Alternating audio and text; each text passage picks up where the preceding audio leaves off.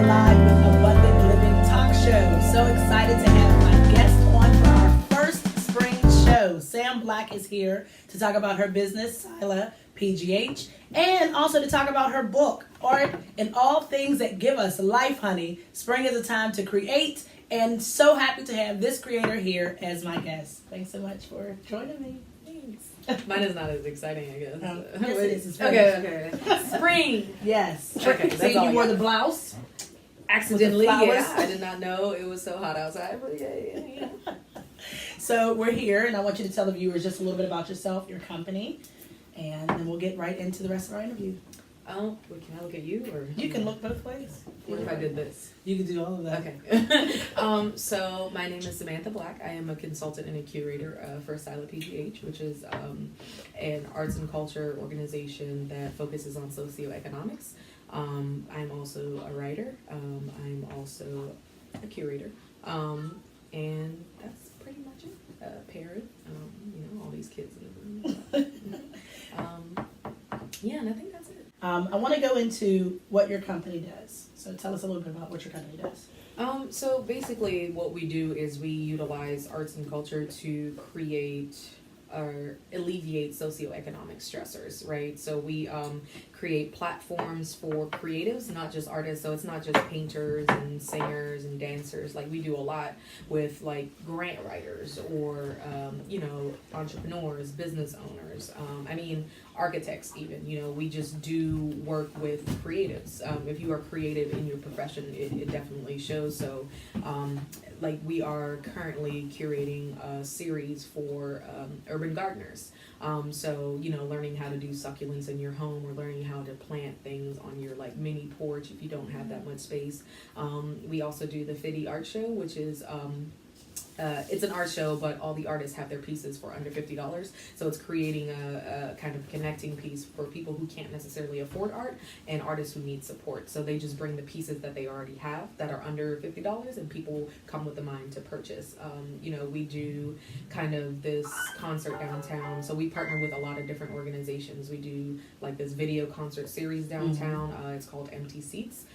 It'll be available in about few months, but yeah, we create platforms mainly for artists and creatives of color because we don't necessarily get the same opportunities that our counterparts do, and then directing people to different organizations that may be able to help, resources that may be able to help, helping people to do their resumes, their bios, their business plans, just creating opportunity in the form of progress. Definitely. So why is art so important to you?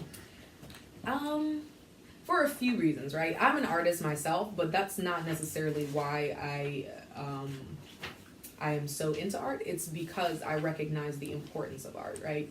The first thing that comes before any change is aesthetics, right?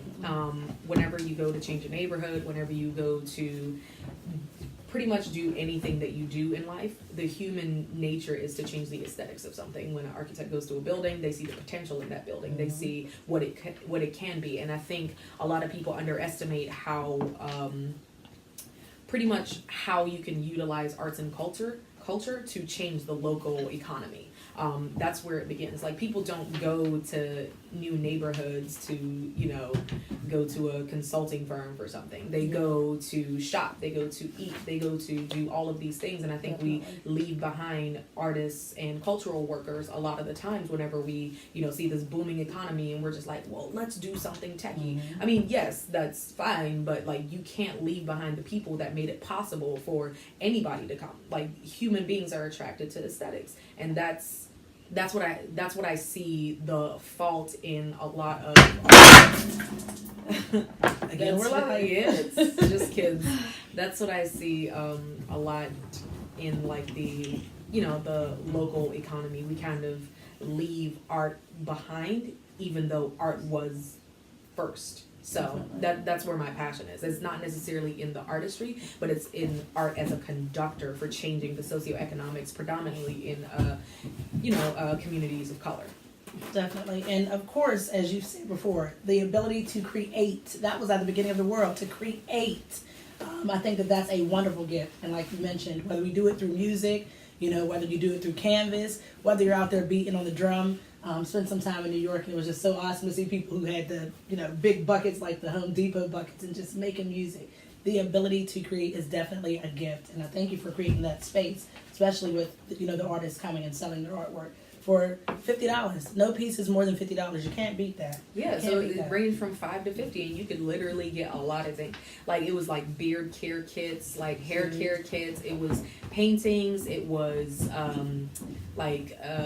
jewelry as well. So it was a lot of different things that were being sold. It wasn't just like, hey, come get like a painting. You know, some people were getting rid of their entire basement of art. So it was like a whole bunch of stuff. There was a guy that showed up, and he was he's never seen the artist before, right? And the artist had a painting that looked just like him, just a side view of him. It was him with a beard, and it was all colorful and everything. And he ended up purchasing the piece because it looked so much like him, and they'd never met before. So it was a really dope experience. That's so awesome. That's so awesome. So will you be doing that again? Yeah, it's at the Gallery on Penn, which is in East Liberty. Shout out to Tammy.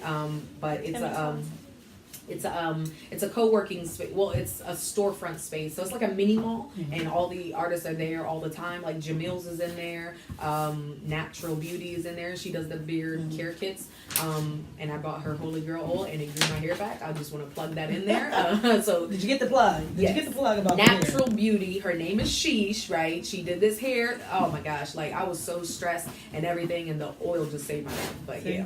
So we're going to put that link also. So we'll tag her in the video. So I want to go from art to another creative piece. And we're going to talk about your books. Plural. Yeah. Well, yes. So I have always been a writer. I have written several pieces for... That's good. I usually write like...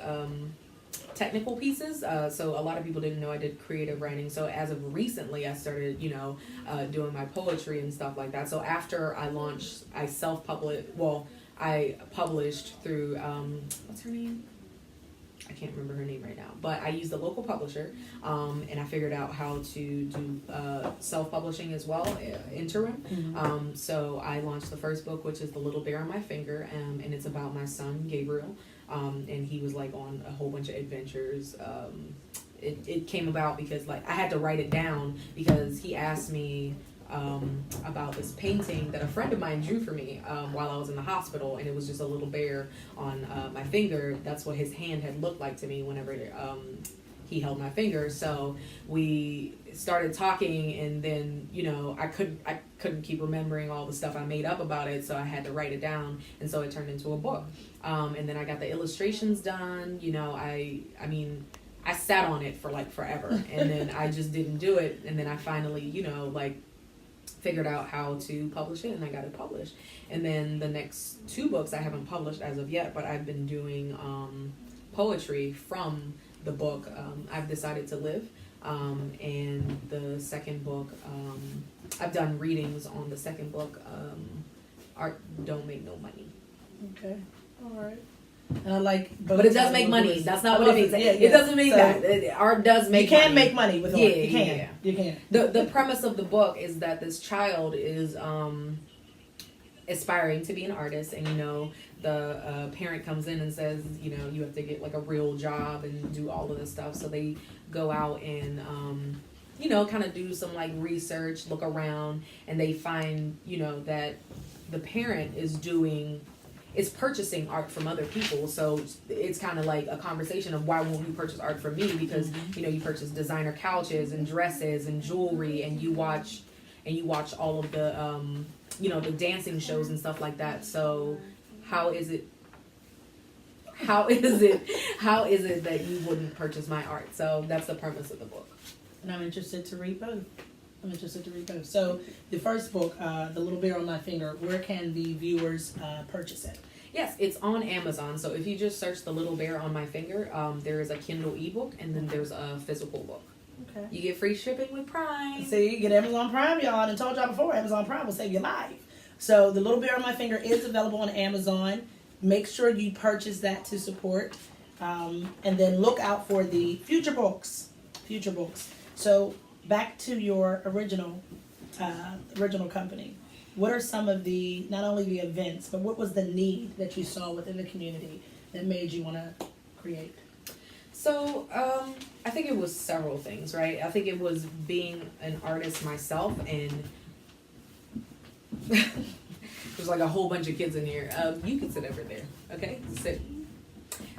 So there were a whole bunch of, a lack of opportunity for me as like a woman of color, an immigrant, non-educated person, quote unquote. So there weren't a lot of opportunities for myself to do the things that I saw other people doing that I was also good at. So I decided to create. I didn't want to be in those spaces, right? Like if somebody, I'm under the impression, like if somebody does not want me to be in their space, I'm not going to force myself into that space, right? Like if you want to throw a show and you don't want to include Black people, that's fine. That's cool. Be over there. Mm-hmm. So what I decided to do was, be the change that you wish to see in the world. I hope that's not too cliche, but I just wanted to create those opportunities, and I decided that I could create those opportunities. So I used pretty much most of my privilege to get myself into those rooms, right? So to sit on boards, to get the opportunities, to know the CEOs and all of that stuff, have meetings with them and tell them what I was trying to do. And now it's to the point where it's just like, most of the things that I put my mind to, I can get done simply because I did that work, like that networking, like that meeting The people. footwork. Yeah, the footwork. So I did the footwork for the rest of my people, right? So that nobody can say, hey, I don't have this. I'm just like, Definitely. There's like several, like if you ask me about literally, there is a way to do anything in this city. There is somebody that is giving money for something that you're doing. And there are also opportunities for you to do the things that you love and be paid for it. And if you don't understand how to do that, that's why SYLA PGH is here, to show you that a path has already been made and you can follow that path. So. Yeah, and I love the quote that says, my people perish for a lack of knowledge. Sometimes it's the fact that we just don't know. You don't have access. And you don't have access. And getting into those rooms, having those conversations, connecting with the right people. A lot of people, I hate networking events, or I'd rather stay home, but it's all about connecting and getting into those rooms a lot of times and making that eye contact and physical touch with a person to open up other doors. So that's really dope that you've done that. Then there's like the second portion, right? So it doesn't work to just network, right? I'm not going to tell you that just networking will get you this. So it's advocacy, right? So you have to tell people what they're doing wrong, or they'll never know, or they'll just ignore the fact that they're doing something wrong. Like it's just talking to these spaces, like they're just like, well, we need diversity.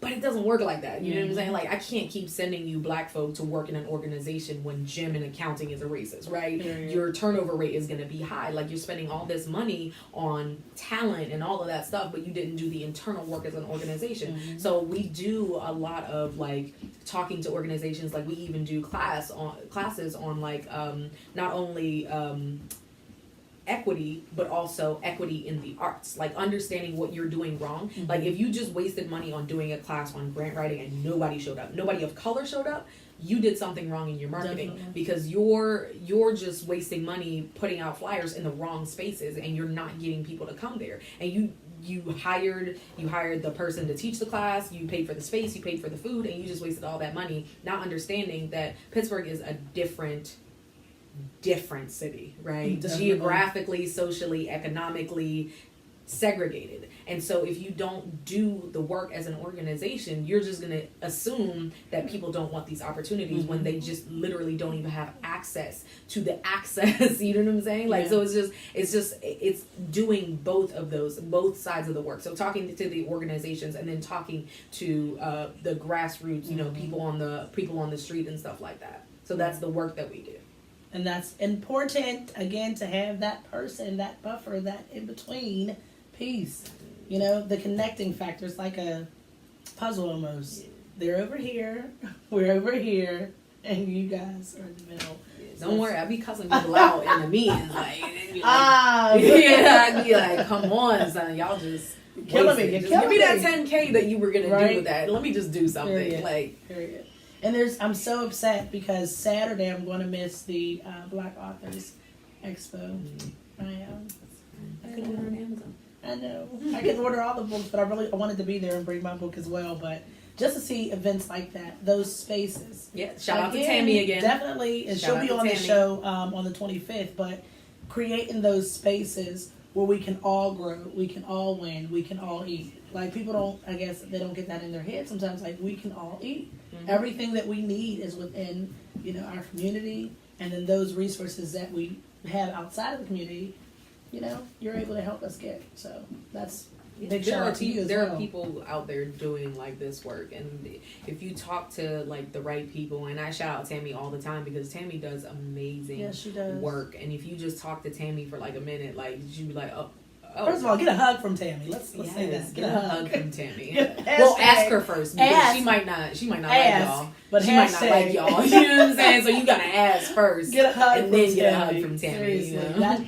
that goes a long way. I put it up there. This is off the script, but I put it up there a couple weeks ago. I was in the post office, frustrated, East Liberty Post Office, frustrated, and I saw Tammy, and she was like, "Hey sis," and I just gave her a hug, and like within those 2 seconds, I was like, "Okay, I feel better now." But that connecting factor and having somebody to be in your corner goes a long way. And the fact that she allows you to be herself. This is turned into a Tammy podcast because I love Tammy so much. Like, she lets you be herself. Like, you don't know how many profane things I have said, and Tammy's just like there supporting me. I'm just like, tell me to change my behavior, Tammy. Like, correct me when I'm wrong. You know what I'm saying? But she's like, no, this is your truth right now. And I'm just like, okay, cool, dope, Tammy. That's what's needed. Somebody to let your hair down.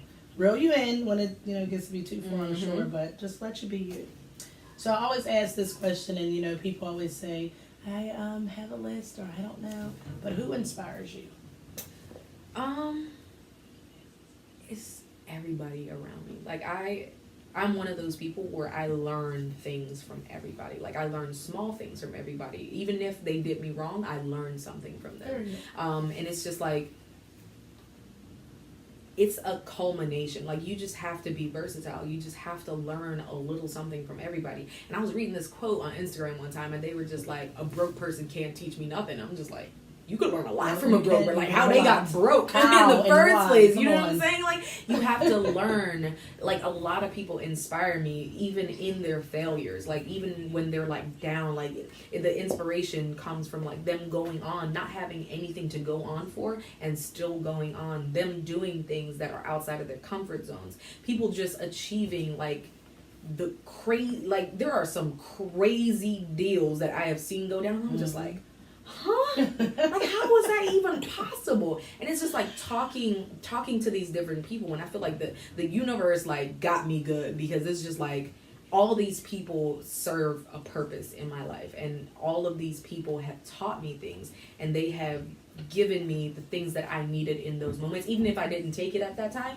they gave me the things that I needed in those moments. And so it's just all the energy around, all the people that I choose to keep around me. Those are the people that, you know, keep me going. And then having those meetings, sometimes it's not always for us to recognize it in that moment. Sometimes you might be going on, it might be weeks later, and you're like, oh, that's why. You know what I mean? I love those moments. I have so many of those. I'm serious. I was sitting there, and I've been meeting a lot of people. I did lift for a little bit, and I was, you know, out driving and meeting a lot of people, and I was like, okay. One day I met a producer. Another time I met a world traveler. Like, she just literally drops a bag and just goes back out and travels. Different countries. Places I never heard of. I was like, what? But in that moment, I wasn't able to appreciate it. But then when I think back on it, I might, you know, have an instance in myself. And I'm like, wow, that happened because of, you know what I mean? Those moments all the time. Why did I get fired? Oh, that's why. That's why. See, I had to go live about it, because I was just like, I didn't understand why the bad things were happening to me, but it was because I didn't learn the lesson that I was supposed to learn, and it was just like, the universe was like, hey, you gotta go, like, you know what I'm saying? Like, I've gotten fired, I think once, maybe, but it was like a really bad fire, and I was like, why did that happen to me? And it was just like, you weren't even supposed to be there. So period. Yeah. And being uncomfortable, and I always say that, like, sometimes I know for me, God has me in a place where it's like uncomfortable. I'm so upset. I'm like, why would you make me a visionary? I want to pluck my eyes out. But in this moment, I'm able to see what I need to do. You know, you're right where you need to be, and you're connecting to what you need to connect to, and the people that you're meeting, That's who you're supposed to meet all the time. I always say that. Whoever you're talking to, you know, and you've created a platform. I think Lenora posted it about building your own table, but I said it one time because I was getting upset, you know, about not having that space because I never considered myself to be one of the cool girls. Mm-hmm. So I was like, okay, you know, I don't think one of the cool girls. So I was like, dang, I said, I didn't get invited to this platform. My grandma was like, make your own. I said, what? She said, make your own. I said, you know what? That's a good point. I said, you know what, Jesus, if they don't invite you to their platform, build your own. Build your own. That's what I be doing. Period. You have to. You have to create. We were meant to create. We are on this earth to create. We are on this earth to give life. You know, as mommies, we give life. But that's the most important thing, to create and create that space. Art, words, poetry. We can go into another segment about poetry alone because I love poetry. And I didn't publish my poetry book. That was my first book that I wrote, but I didn't publish it. You should. Self-publish. I am going to self-publish, but it costs you nothing to publish. Not yet. Listen, it's 2019. It costs you nothing to publish a book. Period. Nothing. Period. But that was the first book that I wrote, but I started from the age of 13 just creating with my words. So I'm interested to hear and read, you know, your pieces. And our last two questions as we're wrapping up, our guests are getting closer and closer to our set. Yeah, they keep breathing on me. Like, can I breathe? Like, y'all want to sit down? If y'all can see, there's like 6 kids. We have lounging. 1,000 kids. Yeah. But the last two questions, what can we look forward to in the near future? So that's the first one. And then the most important question, because we've given so much knowledge and we've given so many nuggets, so many events, so many tips. How can people connect with you? So what can we see in the near future, and then how can people connect with you? There's so much going on. I don't even know. Like, just give us like the next couple months. All right, the next couple 2019, months. Next couple months of 2019. Oh, actually, I'll give you the 4 big things that I'm working on, right? So there's the urban gardening series where we teach you how to, and that's with the Black Urban Gardeners in Hack, Pittsburgh. Okay. So you get to design your container, you get to do succulents, herbs, you know, the porch, what's it called? It's like a pots that you put on your porch or something like that. There's also the Black Business Conference, right? Okay. That it was last year. So we teach you how to do everything, literally everything. So it starts with mental health. Like the first day is mental health. Then we go to like marketing and branding, business structure, business plans, like budgeting, funding, like the whole works. And it's an entire week. It's in the evening. So if you have work, it's fine. We also offer daycare. You hear that? There's no excuse, in other words. There's no excuse. You got I literally made this the no excuse possible. I got you. No you excuse. Know what I'm saying? So there's daycare, there's food. You know, if you need help with transportation, there's also that. If you don't make it, I don't understand. Yeah, so, and the tickets are low cost for a conference. It's a week-long conference. You know, if you have a business already, if you want to start a business, if you want like the lowdown on everything, got you. There's also the Beauty Expo, which is hair, skin, and nails. Okay. And it's basically an expo to show you how to take care of yourself, whether you do weave, whether you do natural hair, whether you do acrylic, whether you don't, if you want to put on strip lashes, if you want to, you know, it's just how to take care of yourself as, you know, well, your hair, skin, and nails. I said 4, right? Yes. Well, what's the last one? Oh, that's the Empty Seats concert. So if you are an artist that performs, this will be the show for you, and that also includes DJs, right? So that's what I meant. It doesn't have to be traditional artistry. So, you know, if you want to do a DJ set, it's just a 8-minute video of you performing, and you use it as a portfolio item. So if somebody was like, I don't know how you perform, you're just like, I was on Empty Seats. Like just watch me on Empty Seats. Yeah, and it's kind of like Tiny Desk Concert, but I love it. It's just for like local artists. So those are the 4 things, and then the 2 books. Personally, the 2 books for what's it called? I forgot my own book. I've decided to live, and art don't make no money. That's why you're the host. See, I'm telling you, I'm going places. Stick with me. Mm-hmm. So those are the things that you can look forward to. So we are going to put her tag, the tag of the book. We're going to tag Tammy. Yes, please tag Tammy. Hey, Tammy. I'll talk about you. I'll be talking about you. What else? We have so many things to put. The oil that she was using that grew her hair back. There's so many nuggets, so many gems that we're going to definitely put in the comment section so you guys can stay in touch and stay connected and stay informed, you know? Oh, this Yes. too. So I don't know if you've heard of Forward Cities.